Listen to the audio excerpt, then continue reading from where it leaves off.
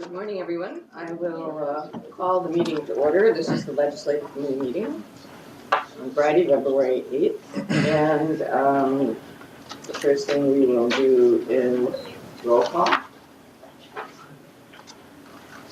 Oops. We have no secretaries. Oh, okay. Well, I'll just comment who is here. We have Dr. Burke at a remote location, Supervisor Rutherford. And who is missing is Buscaino's here and Perez is missing. Dr. Parker's not here. Dr. Parker's Parker. not there, but is Councilman Buscaino here? Yes, he's there. Yes, He's yes, on Way at the end of the Oh, table. way over there. Yes, okay. Good morning. So we do have a quorum, Yep. Yes. correct? Yes. All right. So we'll go through our legislative updates first. And we have a long agenda this morning, so I'm going to ask our consultants to give updates to their written reports. And first we have Amelia. We're going to do Cassidy first. Yes, I'm ready. Amelia Jenkins. Good morning, Amelia. Hi, good morning. I hope everyone can hear me okay. This is Amelia Jenkins with Cassidy and Associates. We don't have any major updates from our written report. Okay, thank you. And then we have Kadish and Associates. I think we have Dave waiting on the phone this morning. Good morning, Dave. Any updates? Good morning. Good morning. My update is when I sent the memo, the government was closed down. The next day, the government reopened. We're open till the 15th, and it's looking pretty good that a deal will be struck so that we will not hopefully have another shutdown on the 15th. There could always be a continuing resolution if they need more time to negotiate. That's my update. Thank you very much. And from Carmen Group, we have Gary Weitzma on the phone, I believe. Good morning, Gary. Yeah, good morning, Madam Chair. Just one quick update from my written report. Just on the infrastructure, looks like we heard the President talk about infrastructure in his address the other night. We get from that he's looking like he's going to defer to Congress to work out a deal on that rather than to issue his own proposal. So that pretends to be a good sign of trying to get something done here. So we'll leave it at that. That's my report. Happy to answer any questions. Thank you. Does anybody on the committee have any questions of our consultants? The last three that we went through didn't ask for questions at the time. Okay, thanks. We'll move on to our state consultants. First, we have from California Advisors, we have Ross Buckley and Will Gonzalez. Are both of you going to speak and give an update, or how are we handling that? Just Ross will give the update. Thank you. Okay. I just wanted to provide two updates. First is that the Governor Gavin Newsom has announced that he'll give his first State of the State address next Tuesday, February 12th.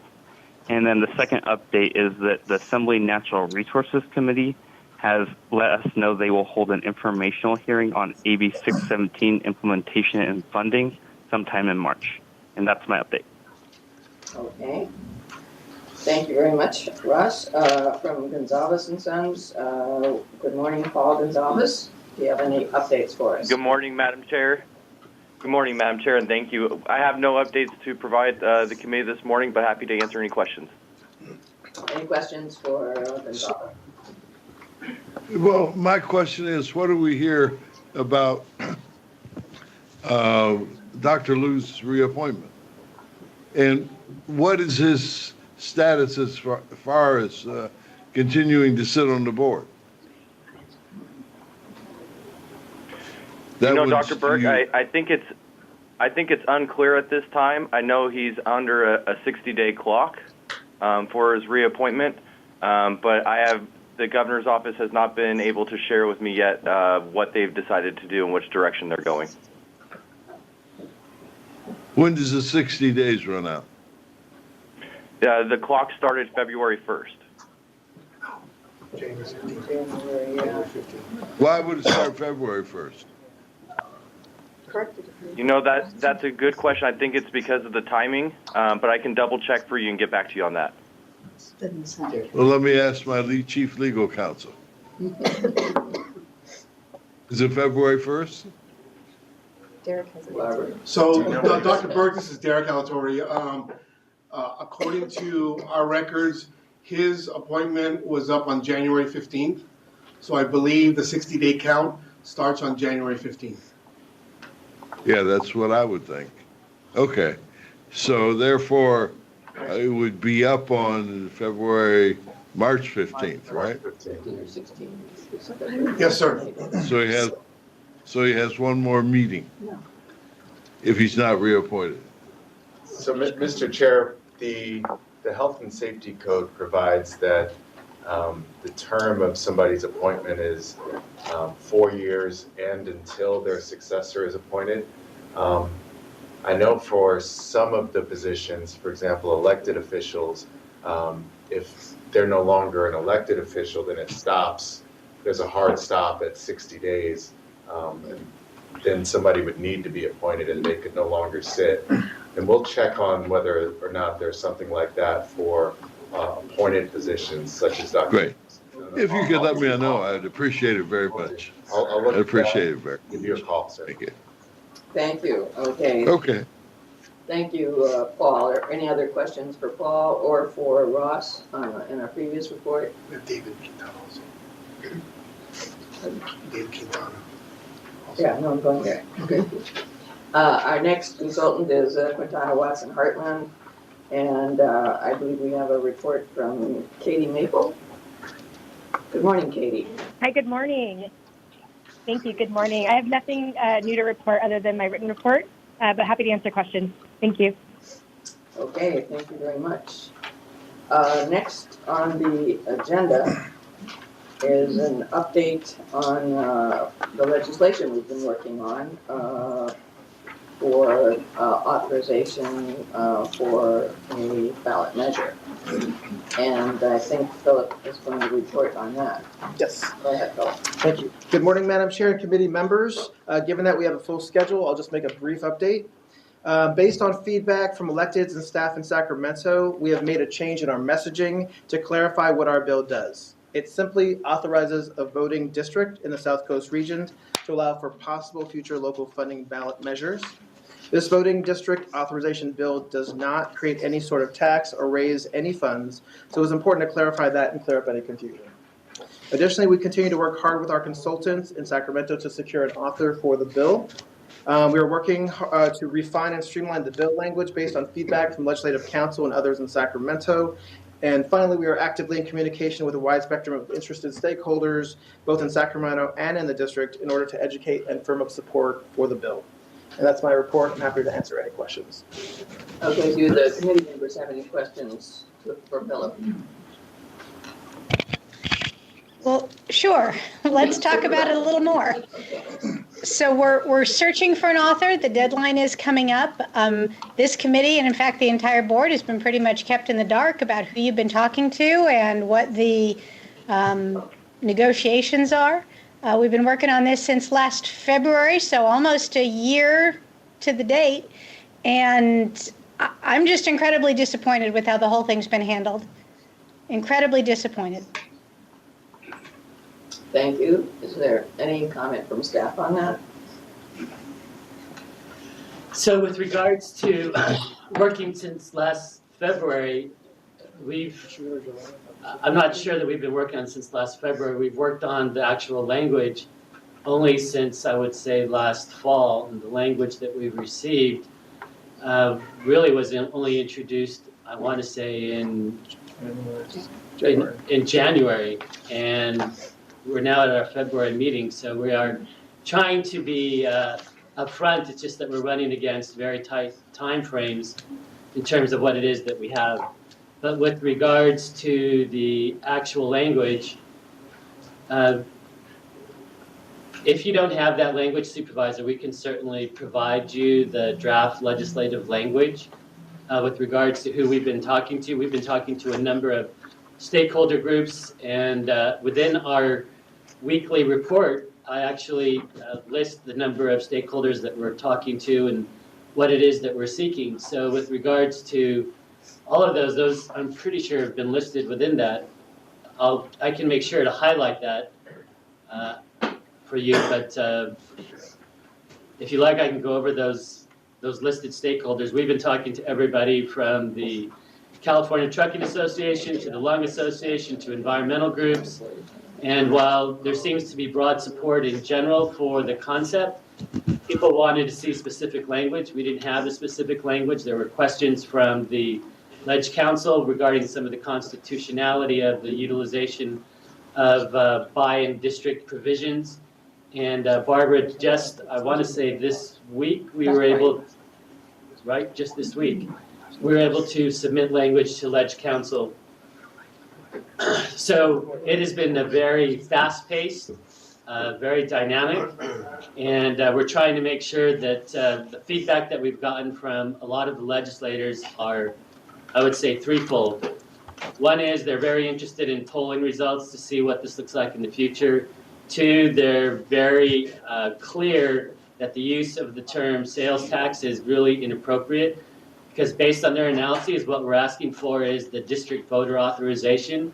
And they said that by really going straight for a sales tax, this is not going to go anywhere. You need to focus on the fact that you're doing this one step at a time. And that's why we're changing the emphasis, as Philip described earlier, to a district voting authorization. And the aspect of how the sales tax would be used, our air quality management plan really details the spending that would be done. One of the third aspect of comments that we heard was that if you start talking about a sales tax, then the question becomes, how are that funds going to be spent? Where are those funds going to be spent? When are those funds going to be spent? What is the benefits that are going to derive from those annual spending? And while all of that is within the AQMP, as you remember, the AQMP is 1,200 pages. So we're trying to look at how can we summarize that very briefly, and yet once you do that, it's just more of a boxing in. So the recommendations that we received from many legislators was, don't even get into that. That's not something that you should be focused on. So we're trying to be responsive to the legislators. We're trying to be responsive to the intent, which is to get the authorization such that community groups could petition for a ballot initiative. And I think the key point that we've tried to make is that this is really something that the people will decide, and it's not something that we're going to decide. You will hear shortly that there is what we believe to be very broad support for this effort. And that's what Rick Squires from FM3 will be talking about. Happy Friday. I'm confused by Supervisor Ruff's comments. Are you sending her a weekly report? Yes. Because everything you said is been in the weekly report. Yes. I'm not talking about what's in the weekly report. I'm talking about the fact that this committee first discussed this on February 9th, and now we're here, February 9th of 2018, and now we're here a year later with the description that language has now been submitted that is very different than what we've been talking about for the year. Look, I know I'm outvoted on this. I know I'm in the minority opinion. I'm just expressing to your frustration that despite your saying how supportive the poll is, there's plenty in there that indicates to you there is not a lot of support for this. And you're right, Wayne, the public is going to let you know that. Public is going to share that. So let me comment that the proposed language for the legislation was included in the board agenda last week, so that is out there.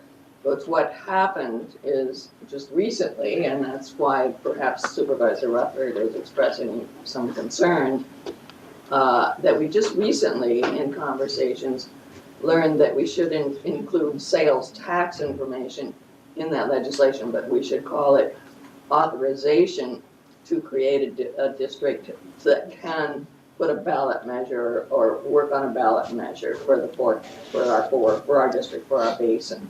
So that's just happened in the last week or so, Supervisor, and I've just learned about it myself in the last week. And so I think, as you are aware, when people work on legislation, it goes through metamorphoses as we work with our legislators and work with proposed authors to find the right balance. So I share your concerns that we're getting up against a deadline and we want to get this done this year. We're 2 years into the AQMP, and we should begin working on the 2020 AQMP in the near future, but we'd like to have some path forward on the incentive monies that we need to carry out and implement the 2016 AQMP. So I hope that can help clarify some of the confusion that you might be feeling, Supervisor, and that as we work through this whole process, we need to be flexible, and we are going to have to change our approach in certain circumstances. So that's where we are today. And I think the proposed legislation you saw in our board agenda back was probably going to be revised. We'll see some differences as we work forward with that, because that did reference sales tax. So I think that language is going to be changed. I would expect that. Is that correct? Yes. The changes, yes. Okay. All right. Now we do have public comment on this. And first I have Dennis Zane is here this morning. Good morning, Dennis. Good morning. Good morning.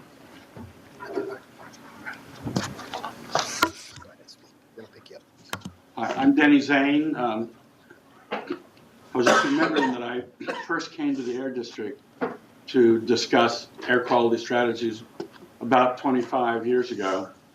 And I think I was at the first meeting that Dr. Burke, when he first joined the Air District Board.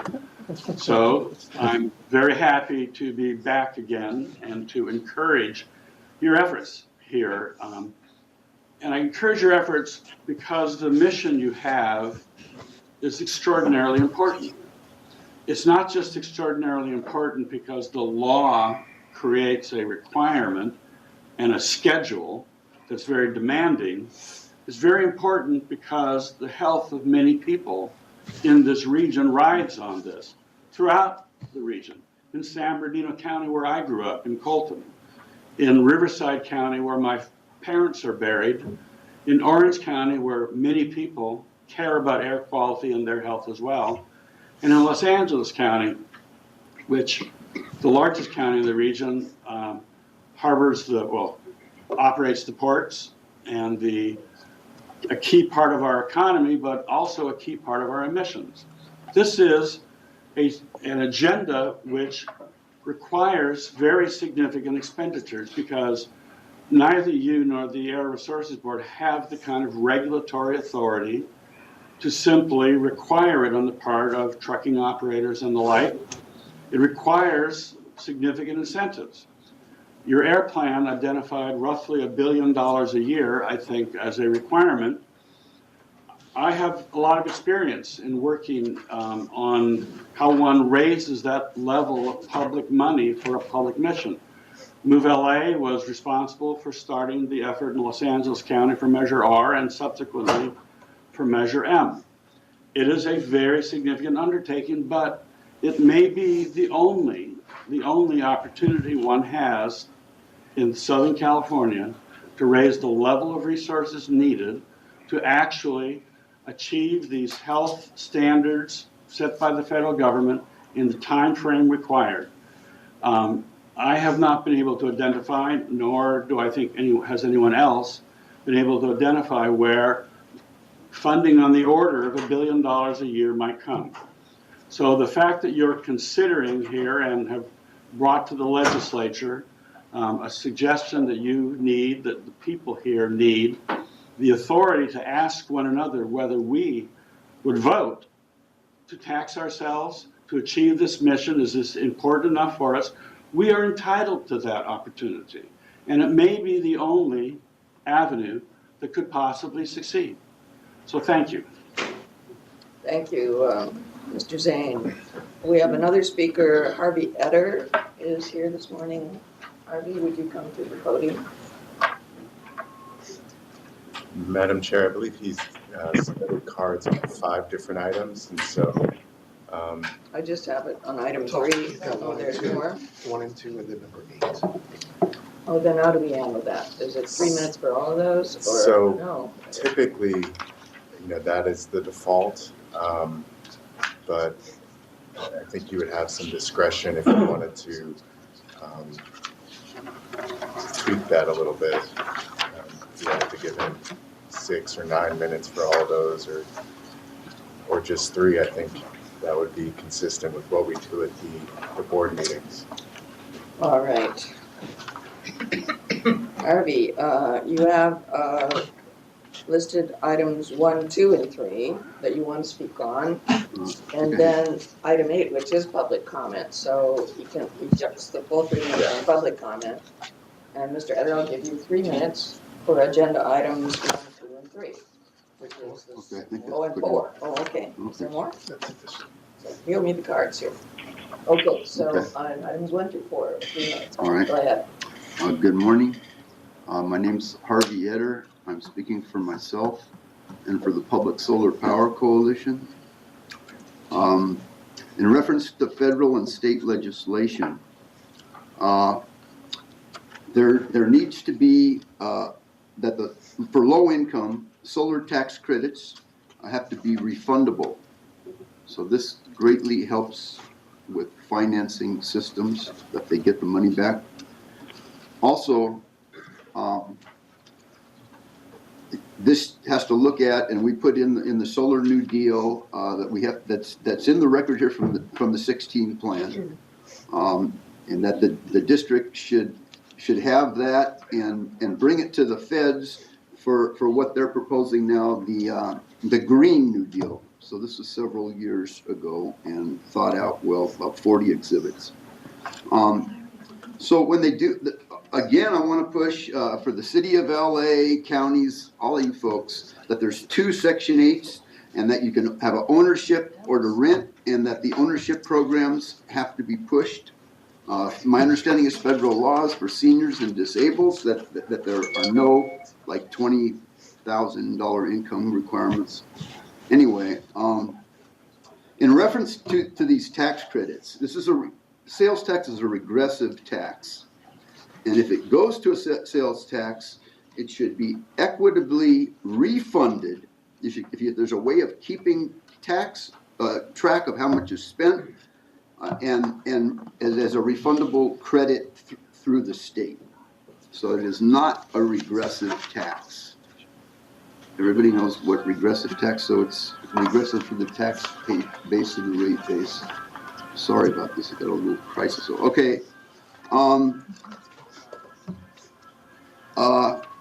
I'm just going to go. That's enough for now. I got more to say later.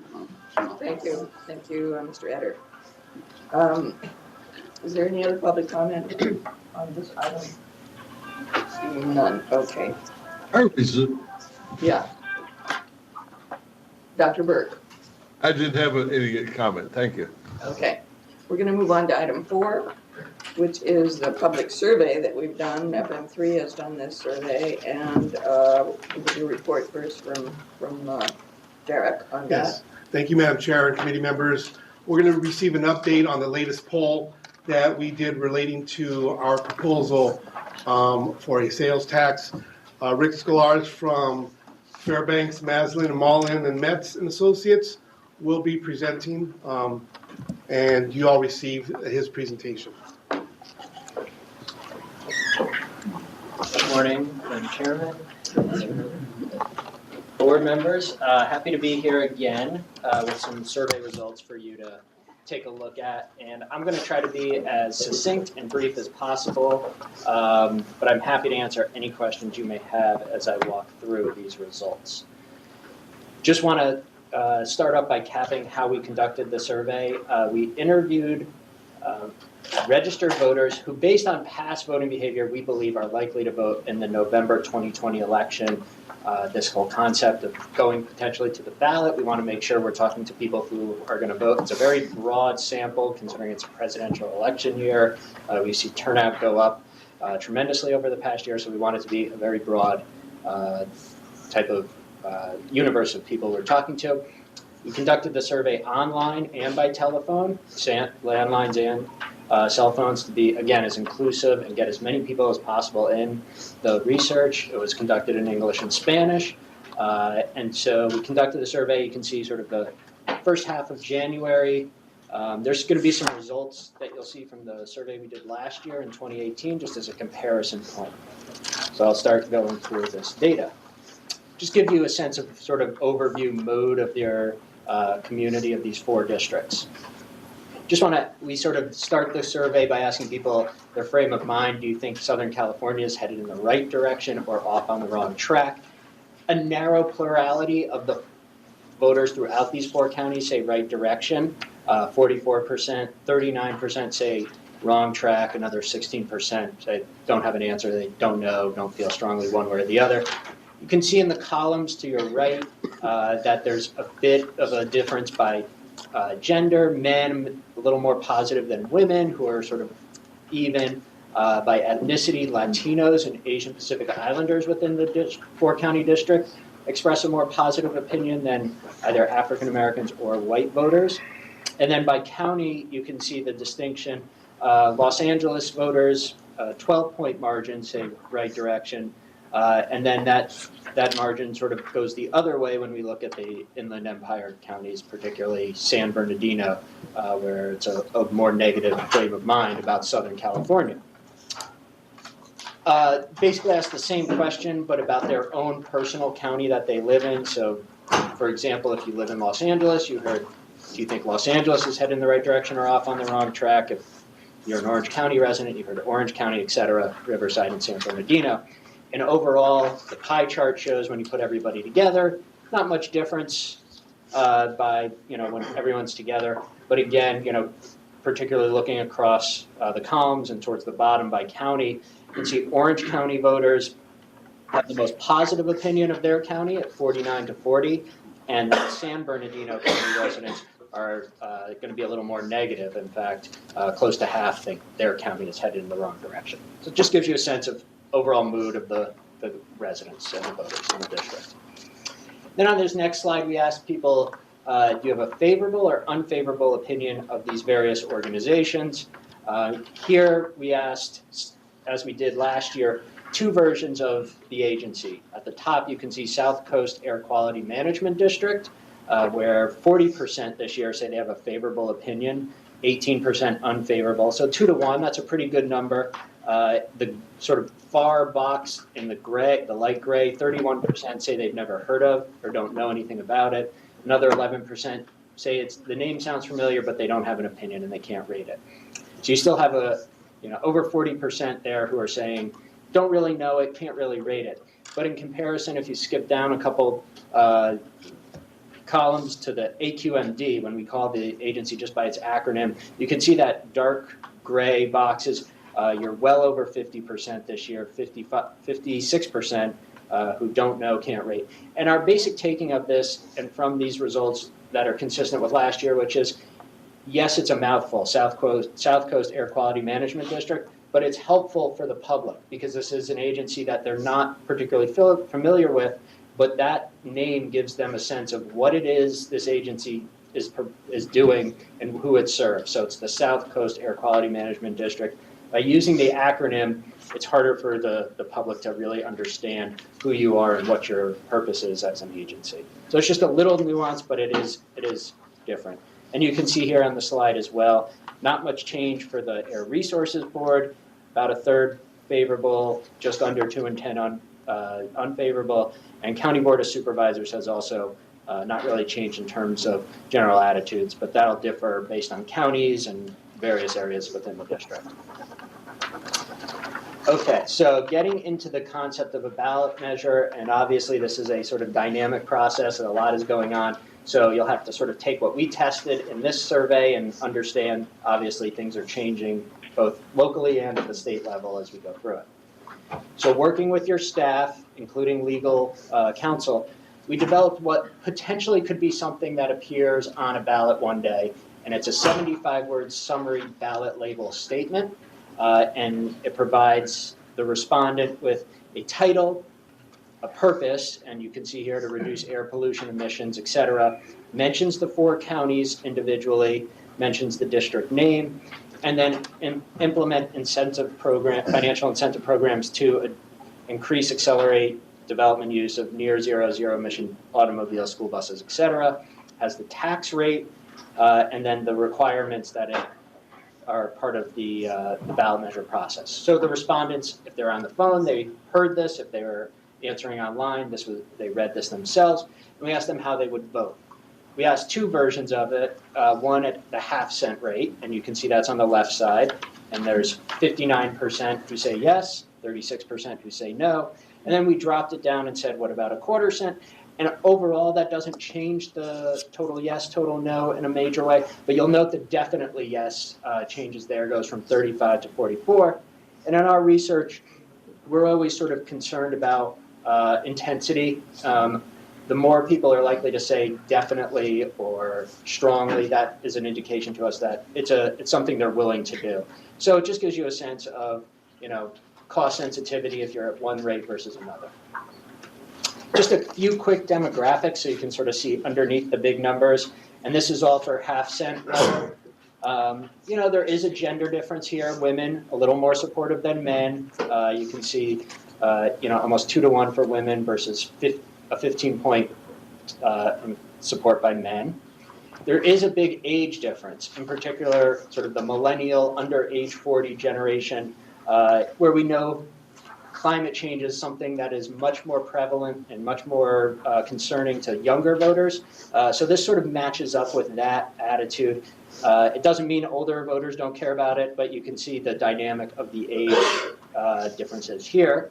And then on the next slide, some ethnicity difference as well. You can see particularly all the way to the right side of the screen, Asian Pacific Islanders, the most likely to support it at 74%, and then Latinos on the left side, right around 2/3, 64%.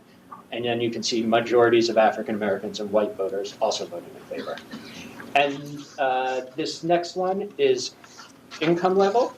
And just wanted to give you a sense, there's often a concern with tax measures, how it affects people at different income levels. It's interesting in our research, we've been finding this not just in this research, but in others. Voters, middle, lower income households are still strongly supportive of these measures, potentially the benefits of their communities in particular that are disproportionately potentially affected by air quality issues. So it's just something we wanted to note for you. And then, of course, the 4 counties themselves, you can see strongest support comes in Los Angeles. 64% of Los Angeles County voters say they would vote in favor of it, a majority of Orange County, and then basically evenly divided in both Riverside and San Bernardino counties. Just going to quickly go through a few other items. We tested a pretty extensive list of potential uses of the funds raised by a ballot measure incentive program. And on this slide here, what I'm showing you is the percentage who say that's an extremely or very important use of the funds within each county. And what we found is there are sort of some broad categories that people really support. One is replacing diesel school buses with cleaner, non-zero, low-emission forms of school buses. So that jumped out as a big, important use pretty much across the board in all 4 counties. Other issue that was important was upgrading technology at the port, reduce emissions coming from the port. You can see that particularly in Los Angeles County was a strong incentive program. Another one that was tested that, again, strongest in Los Angeles County was use of commuter rail, upgrading commuter rail, the Metrolink system, for example, upgrading those using funds to provide incentives and programs to upgrade that to reduce emissions from local rail service.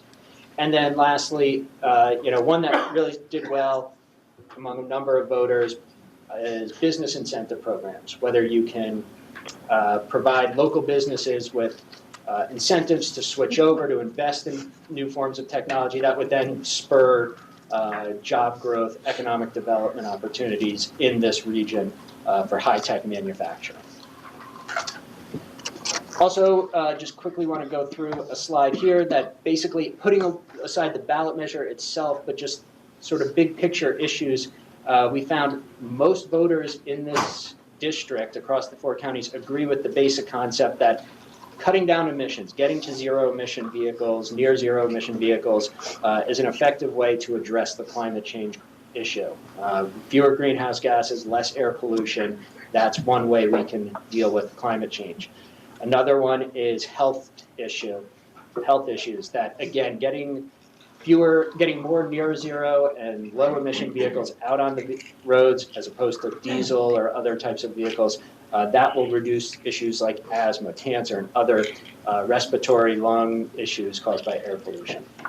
And then lastly on this slide, just a couple items here about, yes, the public wants Sacramento to invest in these programs in Southern California, and on the other side of the spectrum, they don't see much help coming out of Washington, D.C. to address this problem either.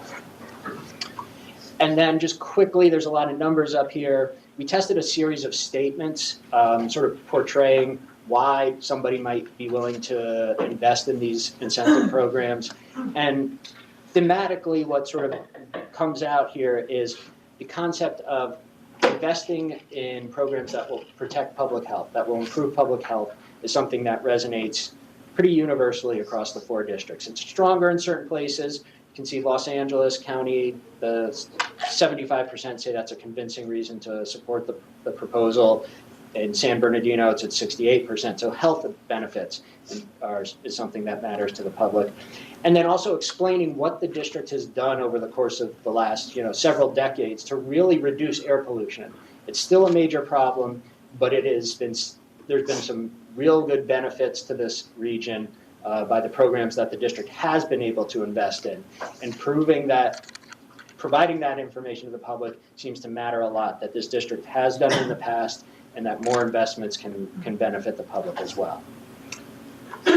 So we go through that process, and a lot of this survey is sort of simulating what happens when the public gets information and learns more, because a lot of us outside of this room probably don't know a whole lot about the AQMD or the programs itself. So we're sort of trying to simulate what the public would hear and how that would impact them. And this is, again, we asked them about the half-cent sales tax. So if you recall, the first time we asked, it was 59% yes. With that information, with some statements about why this would be beneficial to the public, that goes up to 65% total yes. So a 6-point gain there with some more intensity. You can see the definitely yes comes up over 40% after that information. The no is relatively similar, a little bit down, but it's not all that different. And then this next chart shows you the progression. We did read some statements against. I just haven't shown them to be sort of keep this presentation a little brief. But again, we detailed, potential more taxes, the cost of living, the impact on communities who can't really, take another hit on taxes, or raising the question of, is this money going to be distributed fairly across the 4 counties so that everybody benefits? And what we see is we get back after those statements, you get back to about the 60% level. So there seems to be a hardcore vote here. About 60% of the people in this district think this is a worthwhile investment. That increases with some more information. Across the 4 counties, there's changes. I'd say what was interesting is Riverside County seems to be the most volatile here. It sort of moves around a little more than the other counties, though you can see over the course of the survey, Los Angeles sort of moves back and forth, hitting 70% after information. Orange County increases to nearly 6 and 10, and San Bernardino County improves slightly to about a majority voting in favor after all is said and done. And then lastly, I just want to show from 2018, we did not exactly the same thing in 2018. We tested more of a conceptual idea when we were just sort of trying to figure out what this process might look like. And we asked, do you favor or oppose a sales tax to invest in these programs? And you can see in 2018, when we did sort of the similar exercise, it stayed right at about 55% throughout the survey.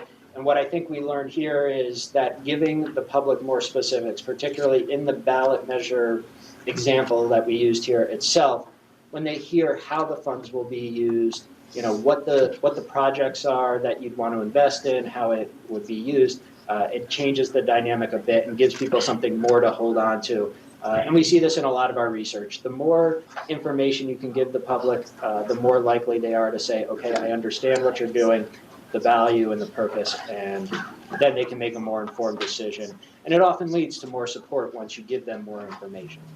So that is the summary I prepared. Happy to answer any questions that may be you want to ask. Great, thank you, Mr. Starr. Do my committee members have any questions on the report? Supervisor Rutherford? How much did this survey cost us? Cost the district, I don't know that you know that. I off the top of my head, I don't. 75,000. 75,000 supervisors. And what was last year's cost? I believe there were 75,000. Also? Yes. Talk to me a bit about the sampling, and I recognize the challenges, but it looks like college-educated and post-college education are very highly oversampled in this, particularly from the inland counties. I don't know LA numbers off the top of my head. How do you think that might affect some of these conclusions? Well, I think overall, the overall sample is about 57% people with a college degree. I think broadly speaking, that's probably maybe a slighter higher. It's one of these things. It's been a challenge in our industry over the years. There's no good sort of hard and fast number to say this is college. This is the right number of college-educated people to have. We know it's increasing. We know as the electorate gets larger and larger turnout elections like 2020, we would project more people who are college educated to vote. I can give you our data from the Inland Empire County, and in Riverside County, it was only 47% who had a college degree in the sample, and then in San Bernardino, it is 44%, and I would assume and I will verify this in a second, that in Orange County, that number is going to be significantly higher.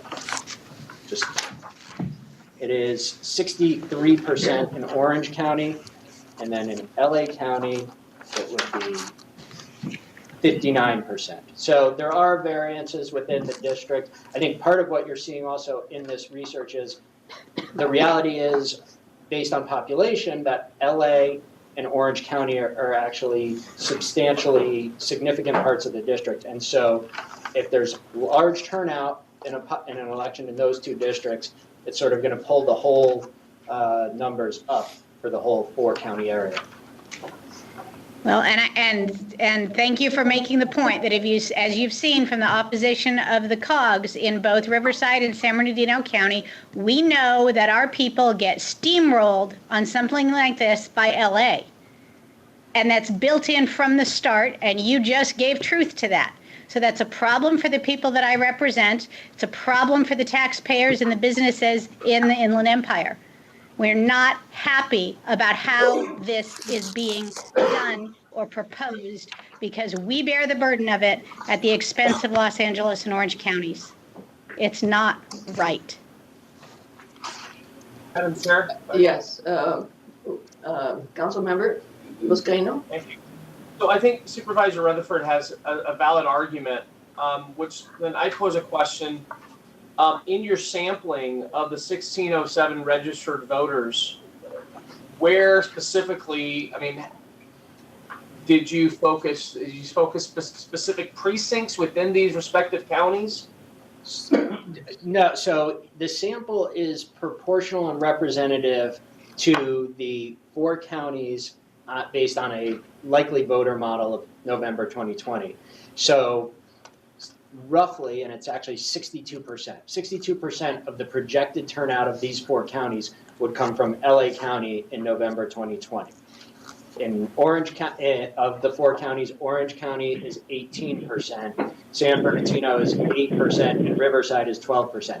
Now, within each of those counties individually, we are also sampling. So, LA County, for example, the city is, off the top of my head, I'm not remembering, but I think the city's about 35% of the entire county. So LA City is proportional to the entire county. Likewise with, the cities in Orange County or San Bernardino or Riverside. So that you can look at the research as a whole by the 4 counties, and each county is its correct proportion. And then if you want to look within each county, you can see the county results individually, and they reflect, in LA County, what's the difference between LA City and the rest of the county, and you can have that kind of data analysis as well. But also voter turnout, obviously, historically, voter turnout, if you look at this region, comes from Orange County to LA County. So, I don't know, Janice, do you want to be carved out of this district because of the issues that people just don't turn out in San Bernardino? I don't know what the argument is.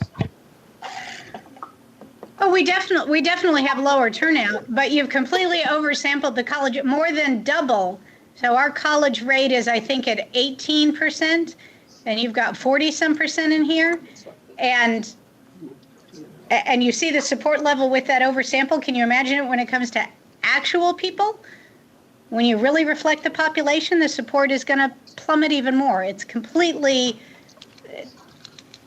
off. I'd just like to note that the college-educated proportion of voters is significantly different than the college-educated proportion of residents within the county. And the supervisors, I'm not debating the percentage of college-educated residents in the county. Her number, I'll take that as fact. But as a whole, not just in San Bernardino or LA, voters are going to be more educated than the rest of the population as a whole. It's just a higher educated group of the population. So I'm not going to say that we got it 100% right, that it's 44% or the number I quoted before in San Bernardino, but it is significantly going to be more than the population as a whole. Voters are going to be more educated. So, I obviously understand that. Okay. Fact of life for me. Just want to clarify. Yeah. Yes, Dr. Burke, go ahead.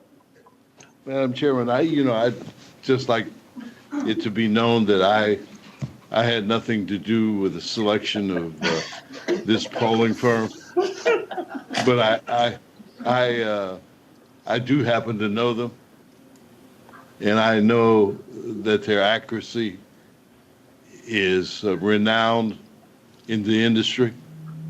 So I know that Supervisor Rutherford has some challenges with the numbers, but if I had to put my money on her or the polling people, I'm afraid she's going to lose again on this one also.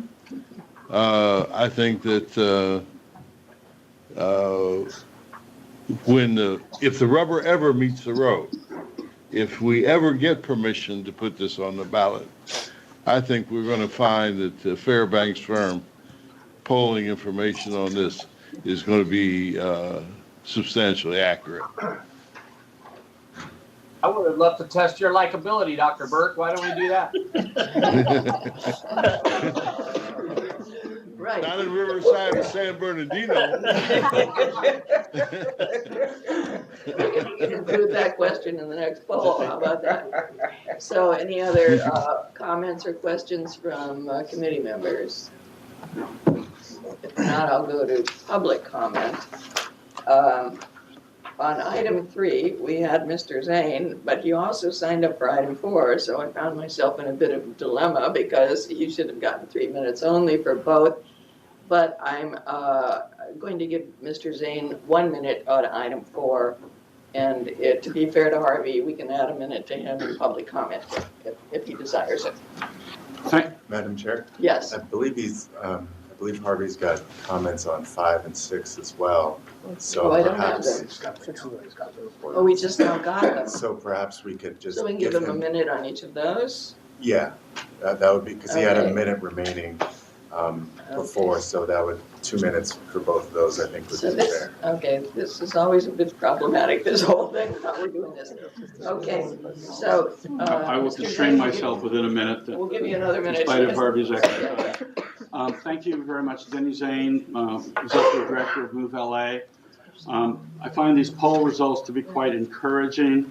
I'm especially encouraged that after positive arguments, it rises as high as 65%. Yes, on the proposed ballot language. That's a very good sign.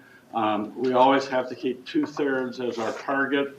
If there are other opportunities, wonderful, but 2/3 needs to be the target. I would like to say that as I read through this, certain things clearly enhance voters' response, one of which is clean infrastructure projects like transit, Metrolink, and the like. Those are programs that are implemented by other agencies. I would suggest to you that you consider strategies that might have resources going to Metrolink, to the county commissions, to assist in the implementation of the transit portions of the plans as they have adopted it. Thank you. Thank you for that.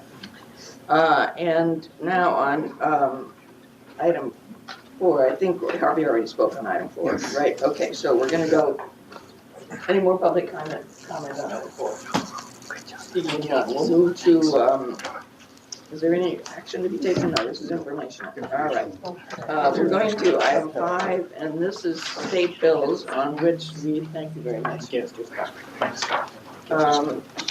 We have a couple of bills in front of us on which we have done some review and research. Philip Crabb will report on SB1, authored by Speaker Atkins. Yes. This bill would require various agencies, including the California Air Resources Board, to regularly assess changes to federal standards regarding air quality, water, protected species, and workers' rights to ensure that existing protections remain intact in California, even if federal laws are weakened or repealed. If CARB determines that a change of federal law is less stringent than existing standards, it shall consider whether to adopt state protections that at least preserve baseline federal standards in effect as of January 2017. Overall, staff recommends a support position on this bill, but I'd like to note that SCAQMD would like to work with the author on a few issues identified in the bill analysis, including determining the appropriate interplay between CARB and local air districts regarding the adoption of regulations for stationary source emissions when backsliding in federal law is identified. Thank you. Any questions for staff on this? Move staff recommendation. Okay, thank you. I think Councilman Buscaino moved. Do we have a second? Second. And the second came from Dr. Burke. And we'll need Yes. a roll call on that, please. Any other discussion? Let me go through there first. And we do a public comment. Should we take that first? Yes, please. Public comment from Mr. Etter. So yes, do both of them. 5 and 8, 1 minute over. Well, this was public comment. Mr. Etter, we'll give you 1 minute on both 5 and 6. Both 5 and 6, yes. All right. Maybe we should. All right. Mr. Etter, we're going to give you 1 minute on items 5 and 6. Is that 1 minute for each, or is that No, total? That'll make up his 3 minutes. Yeah, okay. Hello, my name's Harvey Etter. I'm speaking for myself and for the Public Solar Power Coalition on 5 and 6, SB1, California Environmental and Public Health and Workers Defense Act. The workers are the canaries in the coal mine. I've been hurt working. So I'm not familiar with this, but it needs to be looked into more. I hope it doesn't take away CEQA. And in reference to lead acid batteries, with Exide and stuff, I've heard that there's like 10,000 houses and they're digging down like 2-3 feet to take away the soil. Anyway, and that they do blood tests, is 45 parts per million for kids and 80 for adults. It's part of the energy system and might be looked at as cost of the transition. On 6, there have been... Thank you, Mr. Etter. I'm sorry I have to cut you off, but we're also going to lose one of our members and lose a quorum if we don't move on. So thanks for your comments. And we have a roll call vote on SB1 number 5, on our agenda item 5. Dr. Burke, Aye. Councilmember Buscaino, Aye. Supervisor Rutherford, So we're voting on both bills together? No, this is just SB1, Supervisor. Okay, I'm an aye on one. and Mayor Mitchell. Aye. Motion passes 4-0. Okay, and then we have one more bill, AB 142, and I believe Denise Gailey is going to present on that. She's new to our staff, so introduce to you our new staff member, Denise Gailey. Welcome. Thank you. AB 142 by Assemblywoman Christina Garcia would increase the consumer and manufacturer lead acid battery fee from $1 to $2 and would provide that the fee continue indefinitely. Monies generated by the fee would be deposited into the lead acid battery cleanup fund and used for activities relating to the cleanup of contamination caused by lead acid batteries throughout the state. AB 142 goes beyond previous legislation, AB 2153, also by Assemblywoman Christina Garcia, to ensure the monies generated by the fee are used to clean up contamination prior to the repayment of general fund loans by the state legislature. The bill is consistent with our environmental justice policy priorities and focus on the protection of public health. Staff recommends a support position, and this concludes my report. I'm happy to answer any questions. Thank you. Any questions on this bill? Seeing none, do we have Dr. Burke? Where are you? We just stepped out. Okay. Any questions from committee members on this? Seeing the item? Yes. Move the item. Move the item from Councilman Buscaino. Do I have a second? I will second it. And here comes Dr. Burke again. Dr. Burke, we're ready to take a vote on AB 142. Okay. I'm aye. Roll call, please. When you get ready to write it down as an aye. Thank you, Dr. Burke. Councilmember Buscaino, Aye. Supervisor Rutherford, No. Mayor Mitchell. Aye. Motion passes 3-1. Okay, so that concludes the action items we have today. Chair, I have to excuse myself. I have to get to sit down at the council meeting. I beg your pardon? I have to get to You have my to, council. okay, watch out for the fleas, Joe. Fleas and rats. We don't want you getting sick. Okay, we'll see you at the next meeting. Okay, the next thing we have on the agenda is written reports. We won't go over those, we just can, yes. We have public comment on number 6. though. No, we did both 5 and 6 for Harvey. We combined them. Oh, we Combined 5 and 6. Is there any other business to come before this committee this morning? All right, we do have public comment, and Harvey, Mr. Etter, you may come up for public comment. A minute. 3 minutes. 3 minutes. We generated 3. 3 minutes. So anything you didn't say before, you can put in now. Hello there, it's me, Harvey Etter again, speaking for myself and for the Public Solar Power Coalition. Basically,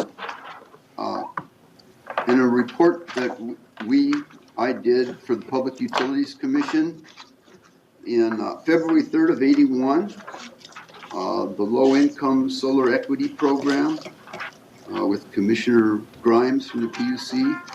Oh, damn, this is planned. Harvey, I'll Put it outside, okay? Thank you.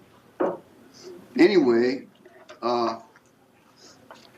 all of this solar development and whatnot that has to be done for climate change and the equitable solar conversion as quickly as possible, that we've got a big problem with the inequity in our political economic system. 0.1% has more wealth than the lower 80% in this country. We're not going to have a representative democracy with this kind of stuff happening. And we've got to restructure our society, and there's the opportunity to do this. I submitted this report to the Solar/Energy Conservation Group 6 months ago. It was a group that came out of the Solar New Deal, about 40 exhibits that I worked on the 16th plan. Now we're seeing back east, Rep. Cortez saying, well, we gotta have a Green New Deal. Well, the district should let them know what we've got going here and put into that. We've got a lot of experience and information. I heard her say, hey, for 40, 50 years, you folks, the other generations did nothing. I've been working on this stuff 40, 50 years, but I feel like I'm beating my head against the wall. I've got the wind at my back and a wall in my face. I don't know whether to take on the extreme position, maybe not extreme, but the rational position and facts that we got a body count, that we know this happens every year. 4,000 or 5,000 dead, premature deaths at $9 million each for the district. That's $40 billion a year, 340 over 10 trillions of dollars. Okay, we're going to lose. We got $25 trillion debt. The interest on that's going up, and Social Security is running out. Health care is not nailed down. What's going to happen with the feds and the future of this country? Rising neo-fascists, alt-right, whatever you want to call it. Here, Europe, etc. Things don't look good. Bye. Thank you, Mr. Etter, for your comments, and that concludes our meeting. We will adjourn to Friday, March 8th, 2019 at 9 a.m. in this room. Thank you.